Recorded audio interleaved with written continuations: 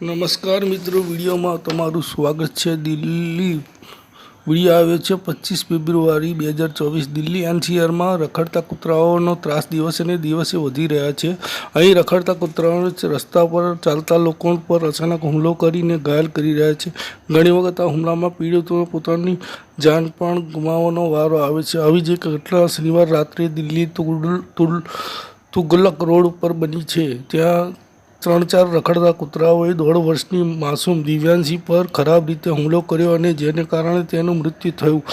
મળતી માહિતી મુજબ તુગલક રોડ પર વિસ્તારમાં રહેતી અને તેના પિતા રાહુલ કપડા પ્રેસનું કામ કરે છે। રાતની ઘટના બની છે શનિવાર રાતે। દિવ્યાંશી ઘરની બહાર રમતી હતી તે સમયે અચાનક કૂતરાઓએ તેના પર હુમલો કરીને તેને ફાડી ખાધી હતી। આ પછી તેને લોકોએ હોસ્પિટલ નજીકના સફરજગંજ હોસ્પિટલ લઈ ગયા, જ્યાં ડૉક્ટરે તેને મૃત જાહેર કરી। પોલીસને જાણ કરવામાં આવી। ડીજેના અવાજની બાળકીની ચીસો સંભળાઈ નહીં। આ વિસ્તારમાં લોકો કૂતરાઓથી પરેશાન થઈ ગયા છે। આ ઘટના વિશે તમારે શું કહેવું છે? આ વખત પછી લોકોએ બહુ મોટો હોબાળો કરીને પોલીસ સ્ટેશને ઘેરી લીધું। આથી પોલીસવાળાએ કૂતરા પકડવા માટે નગરપાલિકાને જાણ કરીને કૂતરા પકડવાની કાર્યવાહી ચાલુ કરેલ છે। ધન્યવાદ।